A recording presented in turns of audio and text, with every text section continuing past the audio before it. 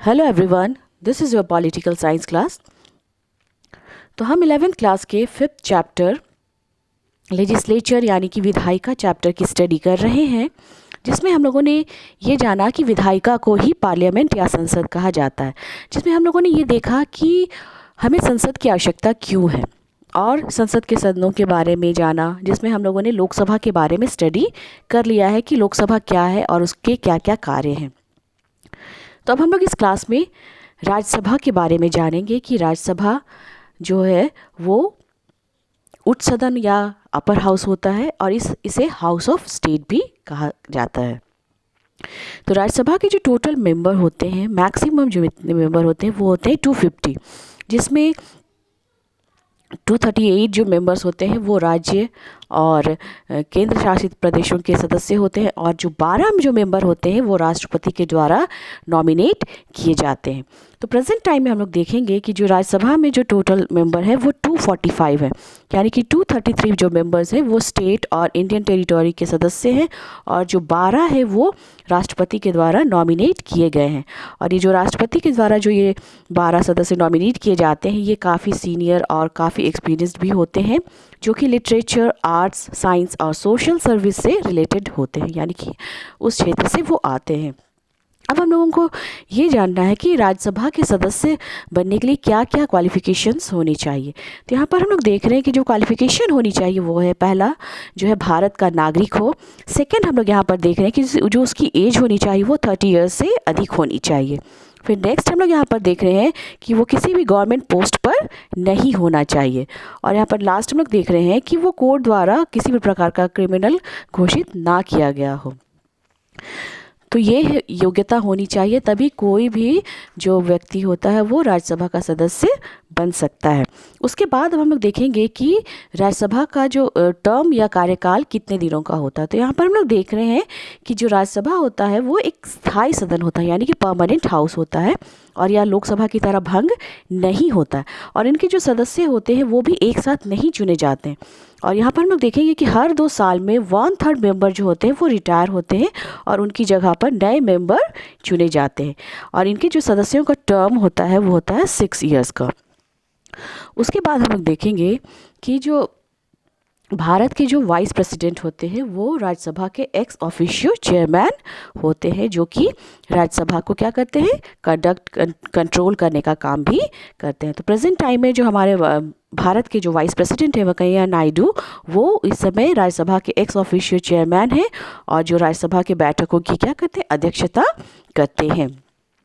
तो अब हम लोगों को ये जानना है कि राज्यसभा के क्या क्या फंक्शन है और क्या क्या पावर राज्यसभा के पास है। तो यहाँ पर हम लोग फर्स्ट देख रहे हैं वैधानिक शक्तियाँ, यानी कि लेजिस्लेटिव पावर। तो हम जानते हैं कि जो पार्लियामेंट है वो कानून बनाती है, इसलिए राज्यसभा को भी कानून बनाने की शक्ति मिली हुई है। राज्यसभा की स्वीकृति के बिना कोई भी साधारण कानून नहीं बन सकता, यानी कि राज्यसभा को भी नॉन मनी बिल यानी कि साधारण विधेयक से संबंधित शक्ति मिली हुई है, यानी कि कानून बनाने की शक्ति मिली हुई है। फिर सेकेंड हम लोग यहाँ पर देख रहे हैं वित्तीय शक्तियाँ, यानी कि फाइनेंशियल पावर्स। तो फाइनेंशियल पावर से ही हमें समझ में आ रहा है कि मनी बिल से रिलेटेड है और ये शक्ति राज्यसभा के पास हम लोग देखेंगे कि नहीं है, क्योंकि जितनी भी मनी बिल से रिलेटेड पावर जो है वो लोकसभा के पास ही है। क्योंकि कोई भी मनी बिल जो है वो राज्यसभा के पास भेजा जाता है तो उसे क्या कर सकता है, केवल 14 दिन ही अपने पास रख सकती है और उसमें किसी भी तरह का बदलाव नहीं कर सकती है। तो लोकसभा उसे मान भी सकती है और या उसे नहीं भी मान सकती है, यानी कि हम लोग कह सकते हैं कि राज्यसभा के पास कोई भी वित्तीय शक्तियाँ नहीं है। उसके बाद हम लोग यहाँ पर नेक्स्ट देख रहे हैं थर्ड, कार्यपालिका पर नियंत्रण, यानी कि कंट्रोल ओवर एग्जीक्यूटिव। तो यहाँ पर हम लोग देखेंगे कि राज्यसभा के पास जो होता है कार्यपालिका संबंधी कोई भी शक्ति नहीं है, क्योंकि सरकार लोकसभा के मेजोरिटी के द्वारा बनती है और इसलिए कार्यपालिका पर नियंत्रण की जो शक्ति है, जो कंट्रोल करते हैं सरकार को, वो लोकसभा के पास ही है। पर राज्यसभा जो है वो मंत्रियों से प्रश्न पूछ सकते हैं और उसकी क्या कर सकते हैं, क्रिटिसाइज भी वो कर सकते हैं, पर उनके विरुद्ध वो क्या आप अविश्वास प्रस्ताव वो पास नहीं कर सकते हैं, लोग जितने भी मंत्री होते हैं उनके विरुद्ध। फिर उसके बाद यहाँ पर हम लोग फोर्थ देख रहे हैं न्यायिक शक्तियाँ, यानी कि जुडिशियल पावर। तो यहाँ पर हम लोग देखेंगे कि राज्यसभा के पास जो है जुडिशियल पावर यानी कि न्यायिक शक्तियाँ भी हैं, क्योंकि राज्यसभा के सदस्यों के पास भी ये शक्ति है। क्योंकि यहाँ पर हम लोग देखेंगे जो प्रेसिडेंट होते हैं, वाइस प्रेसिडेंट होते हैं, जो हाई कोर्ट या सुप्रीम कोर्ट के जो जज होते हैं, वो कोर्ट के द्वारा उन्हें सज़ा नहीं दिया जा सकता, इसलिए इन पर क्या किया जाता है, महाभियोग यानी कि इम्पीचमेंट लगा करके इन पर आरोप सिद्ध होने पर उनको उनके पद से हटाया जा सकता है। और ये आरोप कहाँ पर सिद्ध होते हैं, लोकसभा या राज्यसभा के पास ये पावर दिया गया है और उन्हीं के द्वारा उनको उनके पद से हटाया जा सकता है। फिर नेक्स्ट हम लोग यहाँ पर देख रहे हैं चुनाव संबंधी कार्य यानी कि फंक्शंस रिलेटेड टू इलेक्शंस।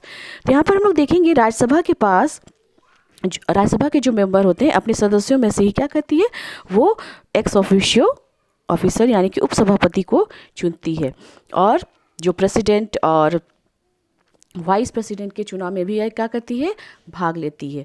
तो यहाँ पर हम लोग देख रहे हैं कि इन्हें चुनाव संबंधी कार्यों में भी इनकी भागीदारी होती है। तो नेक्स्ट उसके बाद हम लोग देख रहे हैं संविधान में संशोधन, अमेंडमेंट टू द कॉन्स्टिट्यूशन। तो संविधान में जो संशोधन करने की शक्ति वो लोकसभा और राज्यसभा दोनों के ही पास है और दोनों की स्वीकृति के बाद ही संविधान में क्या किया जाता है, बदलाव किया जाता है। तो यहाँ पर हमने देखा और राज्यसभा के बारे में जाना और ये भी जाना कि लोकसभा और राज्यसभा दोनों में जो है दोनों के पास शक्तियाँ हैं और लोकसभा के पास जो है वो राज्यसभा के से ज़्यादा शक्तियाँ हैं, पर राज्यसभा का भी महत्व काफ़ी ज़्यादा है क्योंकि बिना राज्यसभा के लोकसभा अपना कोई भी काम नहीं कर सकती है। अब हम लोगों को ये जानना है कि जो पार्लियामेंट है वो कानून कैसे बनाती है। तो यहाँ पर हम लोग जानते हैं कि पार्लियामेंट जो है उसका काम है कानून बनाना, नियम बनाना। तो कानून जो बनता है या कानून जो बनाया जाता है उसके पहले उसे कई चरणों से गुजरना पड़ता है, जो कि स्टेप बाय स्टेप आगे बढ़ता है, तभी वो कानून आगे जा कर के कानून बनता है। तो यहाँ पर हम लोग देखेंगे कि किसी भी सब्जेक्ट को बिल के रूप में या तो लोकसभा या राज्यसभा में क्या किया पेश किया जाता है और जिस पर कि कानून बनता है। कानून बनने के लिए पहले उसे विषय के रूप में क्या किया जाता है, पेश किया जाता है। तो यहाँ पर हम जानेंगे कि मनी बिल जो है उस पर केवल लोकसभा को ही उससे संबंधित शक्तियाँ मिली हुई है और राज्यसभा को जो है वो मनी बिल से संबंधित कोई भी पावर नहीं मिला है। तो यहाँ पर हम नॉन मनी बिल की बात करें जो कि संसद के किसी भी सदन में क्या किया जाता है, पेश किया जा सकता है, यानी कि जो भी बिल पेश किया जा रहा है या जो भी विषय प्रस्तुत किया जा रहा है वो पार्लियामेंट में या तो लोकसभा या राज्यसभा के पास पेश किया जाता है। तो यहाँ पर हमें ये जानना है कि बिल या विधेयक क्या है और जो बिल होता है वो कानून बनने से पहले क्या होता है, एक सब्जेक्ट के रूप में पेश किया जाता है और ये जो बिल या विधेयक है वो कई प्रोसेस से गुजरता है और उसके बाद प्रेसिडेंट की जो स्वीकृति मिल जाती है उसके बाद वो एक कानून का रूप ले लेता है। तो सबसे पहले हम लोगों को यहाँ पर ये जान लेना है कि बिल क्या है, यानी कि विधेयक क्या है। तो यहाँ पर हम लोग देख रहे हैं कि कोई भी जो एमपी होते हैं वो किसी भी विषय को संसद में बिल के रूप में प्रस्तुत करते हैं, यानी कि एक विषय के रूप में वो क्या करते हैं, वहाँ पर प्रस्तुत करते हैं और फिर वो आगे जा कर के अगर वो स्वीकृति मिल जाती है तब भी वो कानून का रूप ले लेती है। तो अब सबसे पहले हम लोगों को ये जान लेना है कि ये जो बिल होता है, ये विधेयक होता है, वो कितने प्रकार के होते हैं। तो यहाँ पर हम लोग देख रहे हैं गवर्नमेंट बिल यानी कि सरकारी विधेयक, गैर सरकारी विधेयक, नॉन गवर्नमेंट बिल। थर्ड हम लोग देख रहे हैं धन विधेयक यानी कि मनी बिल। फोर्थ देख रहे हैं साधारण विधेयक यानी कि ऑर्डिनरी बिल। और फिफ्थ हम लोग यहाँ पर देख रहे हैं संवैधानिक बिल यानी कि कॉन्स्टिट्यूशनल बिल। तो सबसे पहले हम लोग सरकारी विधेयक यानी कि गवर्नमेंट बिल के बारे में जानेंगे। तो ये जो गवर्नमेंट बिल होता है ये एक मिनिस्टर क्या करते हैं, पेश करते हैं, यानी कि एमपी जो होता है वो जिनको हम लोग चुनते हैं और वो क्या करते हैं, गवर्नमेंट बिल को पेश करते हैं। और सेकंड हम लोग यहाँ पर देखेंगे नॉन गवर्नमेंट बिल। तो ये क्या है, तो ये एक ऐसा बिल है या एक ऐसा सब्जेक्ट होता है जो कि किसी मिनिस्टर के द्वारा पेश नहीं किया जाता या किसी एक मेंबर के द्वारा क्या किया जाता है, प्रेजेंट किया जाता है। फिर नेक्स्ट हम लोग यहाँ पर देख रहे हैं धन विधेयक या मनी बिल। तो ये मनी बिल क्या है, तो मनी बिल जो है वो मनी से रिलेटेड होता है, यानी कि वित्त से रिलेटेड होता है। और जो मनी बिल है वो केवल लोकसभा में ही पेश किया जा सकता है, क्योंकि हम लोगों ने देखा था कि राज्यसभा के पास मनी बिल से रिलेटेड कोई भी पावर नहीं है। फोर्थ हम लोग देख रहे हैं साधारण विधेयक या ऑर्डिनरी बिल। तो ऑर्डिनरी बिल जो होता है वो आम जनता से रिलेटेड होता है, इसलिए यह बिल लोकसभा या राज्यसभा कहीं भी पेश किया जा सकता है। फिर उसके बाद नेक्स्ट हम लोग यहाँ पर देख रहे हैं संवैधानिक बिल यानी कि कॉन्स्टिट्यूशनल बिल। तो इसमें संविधान में संशोधन या उसमें किसी तरह का अमेंडमेंट या बदलाव करने से संबंधित बिल होता है, जो कि दोनों सदन के द्वारा बहस होता है, डिस्कशन होता है, फिर संविधान में बदलाव होता है। इसे ही संवैधानिक बिल या कॉन्स्टिट्यूशनल बिल कहते हैं। तो यहाँ पर हम लोग देख रहे हैं बिल या विधेयक जो है वो कितने प्रकार के होते हैं, और इसी को विषय के रूप में जो है वो कोई संसद, कोई एमपी क्या करते हैं, प्रस्तुत करते हैं। उसके बाद यहाँ पर हम लोग, चूँकि हम लोग यहाँ पर स्टडी कर रहे हैं कि पार्लियामेंट जो है वो कानून बनाती है, और कानून बनाने का एक निश्चित तरीका होता है, और निश्चित तरीके के बाद, निश्चित तरीके के द्वारा ये कई प्रोसेस से गुजरने के बाद ये कानून बन करके तैयार हो जाता है। तो हमारे देश में भी हम लोग देखेंगे कि कानून बनाने की प्रक्रिया है। तो यहाँ पर हम लोग ये जानेंगे कि कैसे एक बिल, एक विधेयक जो है वो कानून का रूप ले लेती है। तो यहाँ पर हम लोग देख रहे हैं कि एक विधेयक या बिल को कई प्रोसेस से गुजरना पड़ता है। तो सबसे पहले हम लोग यहाँ पर देखेंगे जो पहला जो प्रोसेस है या फर्स्ट स्टेज हम लोग देखेंगे यहाँ पर फर्स्ट रीडिंग या प्रथम वाचन। इसमें क्या होता है कि इसमें कोई भी एक मंत्री जो होते हैं वो किसी भी विषय को क्या करते हैं, वो पेश करते हैं, प्रेजेंट करते हैं, और जिस पर कि कानून बनाना है, किसी भी विषय से रिलेटेड होता है, वो पहले सब्जेक्ट के रूप में पेश किया जाता है, और ये विषय किसी भी सदन में पेश किए जाते हैं, या तो लोकसभा में या तो फिर राज्यसभा में, और ये किसी भी विषय से रिलेटेड बिल हो सकते हैं। यानी कि सबसे पहले किसी भी विषय को क्या किया जा रहा है, यहाँ पर प्रेजेंट किया जा रहा है कानून बनने के पहले। तो ये होता है फर्स्ट स्टेज यानी कि पहला चरण। उसके बाद हम लोग देखेंगे सेकेंड स्टेज जो है, उसमें सेकेंड रीडिंग।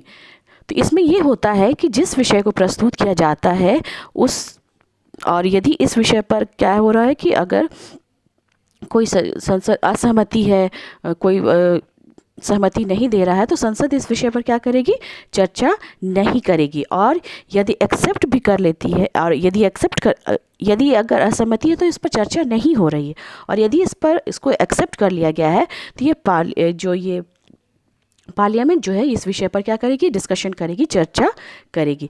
उसके बाद हम लोग यहाँ पर थर्ड स्टेज देखेंगे, तीसरा चरण जो है वो है कमेटी स्टेज। तो इसमें क्या होता है, इसमें जो एमपी के द्वारा चर्चा करने पर भी क्या होता है कि किसी विषय पर समस्या होती है या उसका समाधान नहीं हो पाता है, तो उस विषय को अच्छी तरह से स्टडी करके उसके लिए एक कमेटी बनाई जाएगी, और ये कमेटी क्या करेगी, वो रिपोर्ट तैयार करेगी, और वो रिपोर्ट जो है पार्लियामेंट के पास भेजी जाती है। तो ये जो कमेटी के द्वारा जो रिपोर्ट बनाई जा रही है, इसे ही कमेटी स्टेज या थर्ड स्टेज कहा जा सकता है। उसके बाद हम लोग फोर्थ स्टेज के बारे में यानी कि चौथे चरण में देखेंगे। तो यहाँ पर हम लोग देख रहे हैं कि प्रोसेस कैसा है, first stage, second stage, third stage, और उसके बाद हम लोग फोर्थ स्टेज देख रहे हैं, वो है रिपोर्ट स्टेज या प्रतिवेदन अवस्था।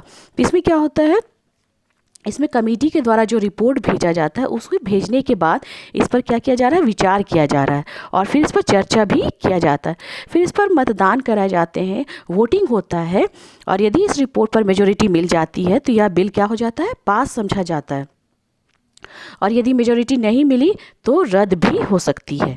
तो ये होता है फोर्थ स्टेज, प्रतिवेदन अवस्था या रिपोर्ट स्टेज में। फिर उसके बाद यहाँ पर हम लोग देख रहे हैं फिफ्थ स्टेज या पांचवा चरण, जो कि है थर्ड रीडिंग यानी कि तीसरा वाचन। तो इसमें क्या होता है, फिफ्थ स्टेज में क्या होता है कि ज़्यादा वाद विवाद या डिस्कशन नहीं होता, केवल कुछ थोड़े बहुत सुधार किए जाते हैं, और जो बिल या विधेयक होता है उसको स्वीकार कर लेने के बाद उसे जो है पास करने की घोषणा या आगे बढ़ाने की घोषणा कर दी जाती है। और ये बिल अगर लोकसभा के पास है तो क्या होता है, और वहाँ वो क्या हो जाता है, पास हो जाती है, तो या फिर राज्यसभा के पास भेजी जाती है। मतलब सब कुछ हो गया है, कंप्लीट हो गया है, किसी तरह की उसमें गड़बड़ी नहीं, स्वीकृत कर लिया गया है, तो लोकसभा के पास है, तो फिर वो राज्यसभा के पास वो जो विषय है वो राज्यसभा के पास भेजी जाएगी। उसके बाद हम लोग नेक्स्ट देख रहे हैं सिक्स्थ में यहाँ जो है बिल इन सेकेंड हाउस, विधेयक जो है दूसरे सदन में जाता है, यानी कि राज्यसभा के पास जाता है। तो जब ये बिल जो है लोकसभा से राज्यसभा के पास जाती है तो उस हाउस में भी वही सारा प्रोसेस होता है जो हम लोगों ने यहाँ लोकसभा में देखा, जो फर्स्ट स्टेज से लेकर के हम लोगों ने फिफ्थ स्टेज तक देखा। जब तक कि वो लोकसभा के पास नहीं जाता, वही प्रक्रिया क्या की जाती है, राज्यसभा में भी दोहराई जाती है। और उसके बाद यह जो बिल है और ये बिल या विधेयक है जो लोकसभा में पास है, तो राज्यसभा उस बिल को अस्वीकार नहीं कर सकती है, क्योंकि लोकसभा के पास मेजॉरिटी होती है। और यदि इस विषय पर मतभेद हो जा रहा है, दोनों के बीच तनाव हो गया है, तो राष्ट्रपति क्या करेंगे, दोनों हाउसेस के जॉइंट मीटिंग को बुलाएंगे और दोनों के बीच जो भी मतभेद है उसको सुलझाने की कोशिश करेंगे उस विषय से रिलेटेड। और फिर इसके बाद जब बिल पास हो जाता है तो फिर उसे राष्ट्रपति के पास उसकी स्वीकृति के लिए भेजा जाता है और राष्ट्रपति उससे स्वीकृत कर लेते हैं। तब फिर राष्ट्रपति की स्वीकृति के बाद क्या होता है कि वो कानून के रूप में तैयार हो जाता है। तो यहाँ पर हम लोग ये भी देखेंगे कि कोई भी जो बिल है या विधेयक है देश का कानून तब तक नहीं बन सकता जब तक कि बिल दोनों सदन में पारित या पास होने के बाद राष्ट्रपति उस बिल को क्या नहीं कर लेंगे, स्वीकार नहीं कर लेंगे। और जब इस बिल को राष्ट्रपति की स्वीकृति मिल जाती है तब यह बिल जो है वो एक कानून के रूप में तैयार हो जाती है। तो यहाँ पर हमने देखा कि जो कानून बनाने की प्रक्रिया है या जो प्रोसेस है वो कितने लेवल से गुजर रहा है और उसके बाद वो एक कानून के रूप में तैयार हो जाता है। तो ये था हमारा आज का ये चैप्टर, और इस चैप्टर को हम लोग यहीं पर ख़त्म करते हैं। नेक्स्ट टॉपिक ये चैप्टर ख़त्म नहीं हुआ है, नेक्स्ट टॉपिक के साथ हम लोग फिर से मिलेंगे। Thank you.